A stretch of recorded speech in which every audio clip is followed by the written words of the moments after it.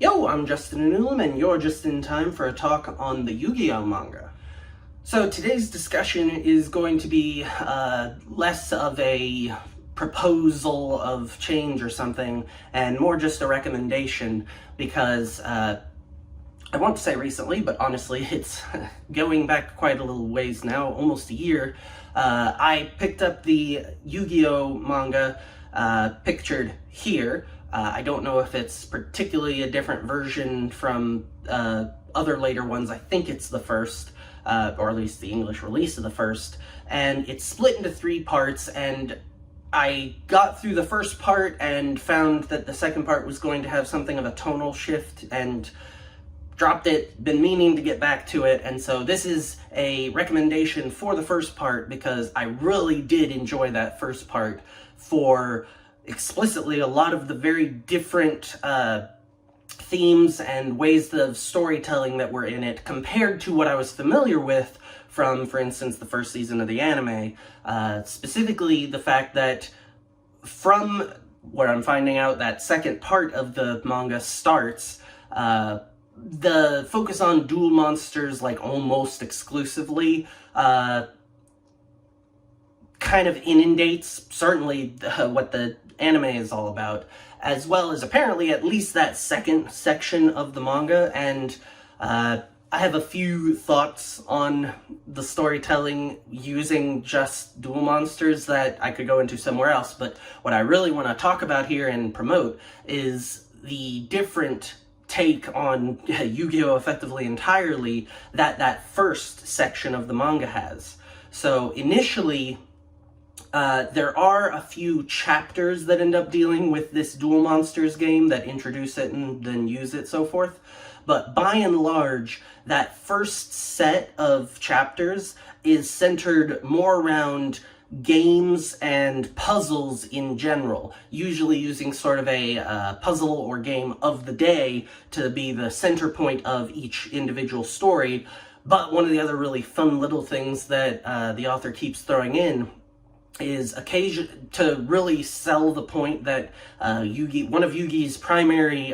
characterizations is the fact that he really enjoys and plays a whole lot of puzzles and games, and he's always looking for new ones. And so frequently a chapter will open with some sort of game that Yugi is playing, and the author will actually do a little inset at the top of the panel to explain the rules of said game to the point that it's described in enough that you can then go and play. And it'll be little small games that, in several cases, I'm sure are just very common and needed no explanation to a Japanese crowd. Like, for instance, there's one time, and I'll try to get the panel, where Yugi and his friends are seeing the results of testing posted up, and they're effectively playing a version of bingo using these test scores. That was interesting to me because that was completely foreign and different, but I'm sure that that's probably a game that a lot of Japanese students probably have already been exposed to themselves. But then there's all sorts of other interesting little puzzles and games that he just splatters all throughout that frequently don't have anything to do with the plot, but then also, like I said, pretty much every chapter will be focused around one central either puzzle or game that he's wanting to really look at and use as the mover of the plot device, that also has a much different thematic focus than most of the rest of the game, most of the rest of the series. Most of, certainly what I've seen of the anime, focuses a lot more on plots about these big, overarching people's lives or souls being on the line and playing a children's card game in order to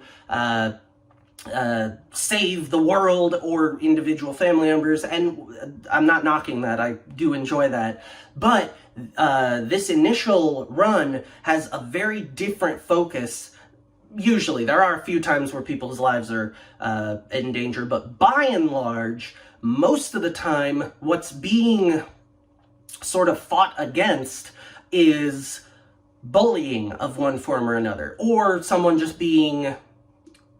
like, insensitive to other people to such a degree that it's bordering on bullying. And so, without going too much into detail about what specifically happens in every chapter, usually Yugi or one of his friends, or sometimes a new character who will be introduced as, oh yeah, I've always been one of your friends, I've just never shown up before, will be the one who introduces Yugi, or will be introduced by Yugi to whatever this game or whatever is, and then some new antagonist will come along and either be really good at it, but they cheat, or they just are very dismissive, or they're just straight up, very frequently, just they're very bullying to either Yugi or one of these new friends. And over the course of the chapters, eventually they do something that's really stepping over the line, either like, okay, they've gone to actually threatening people's health and safety, or they've just gone and they're really being a nuisance, and Yugi will transform into Dark Yugi, and he'll challenge them to a shadow game. And what's really interesting about the difference between him challenging them to a shadow game in these instances compared to later, the shadow games in certainly the anime and what I'm expecting chapter, or the second section and going forward are using, is usually, as honestly, usually something the enemy does to Yugi, and he, as a means of making the duel far more dangerous and threatening. But the way that Dark Yugi is using them in that initial run is he'll propose a game to this person, whether they're a bully or a threat or whatever, and he'll pick a game that usually is the game that's been the focus of the chapter, and he'll propose it in such a way that